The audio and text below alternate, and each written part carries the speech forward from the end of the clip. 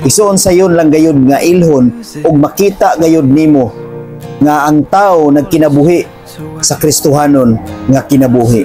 Nagkinabuhi sa kamatuoran, nagkinabuhi uyon sa kabubuton sa Dios, nagkinabuhi nga nagpahimuot sa Dios. Makita nimo kana kung naglakaw siya sa kamatuoran o wala. Tungod kay ang pagkinabuhi nga Kristohanon, dili gayud kana mulakaw diha sa kangitngit. Dili gayud kana mubuhat sa mga butang na dili makapahimuot diha sa Dios.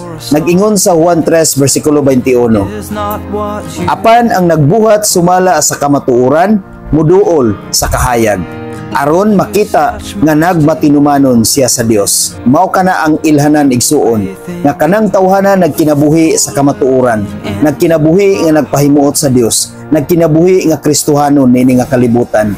Mailhan nimo ang usa ka tawo nga dunay Dios sa iyang kinabuhi.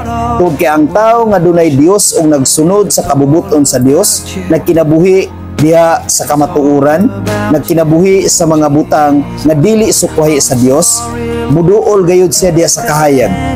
Dili gayud siya magkinabuhi diha sa kangitngit. Dili gayud siya mubuhat sa mga butang nga dili uyon sa kabubuton sa Dios.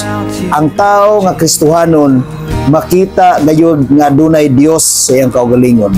Ug ang tao nga naglakaw diha sa kangitngit, makita gayud na sa atong pagkinabuhi ini nga kalibutan. Kung kita nagkinabuhi diha sa kangitngit, makita gayud na igsuon.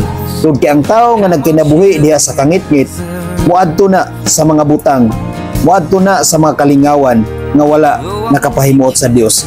Bisan pag magpakasala na siya igsuon, kaya na niyang buhaton. Tungod kay nagkinabuhi man siya diha sa kangitngit. Apan ang tao nga nagkinabuhi diha sa kahayag, muatan na og simba, mga activities sa church, mga cell group, mga Bible study ug uban pa nga mga buluhaton sa simbahan. Ug sa matag adlaw gi-apply niya ang kamatuoran, gi-apply niya ang pagtulunan mahitungod sa Dios, mo reflect sa iyang kaugalingon ug makita diha nga siya nagkinabuhi nga Kristohanon, mo reflect gayud kana sa atong kaugalingon igsuon. Tungod kay ang Bible mismo nagsulti igsuon nga ang tao nga naglakaw diha sa kahayag, muduol gayud siya diha sa kahayag ug dili gayud siya muduol diha sa kangitngit.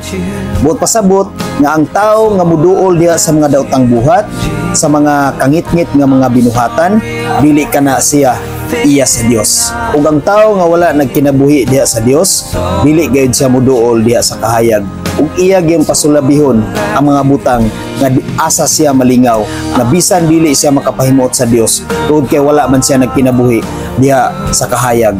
Wala siya kahadlok sa Ginoo nga mubuhat sa mga butang nga dili uyon diha sa Dios. Maong igsuon samtang may panahon pa sa atong kinabuhi, pangitao nato ang kamatuoran nga mao'y nagtudlo kanato nga maglakaw kita kanunay diha sa kahayag, nga sa kanunay muduol kita sa kahayag, tungod kay mao kana ang maghatag kanato og kasiguruhan sa atong kinabuhi.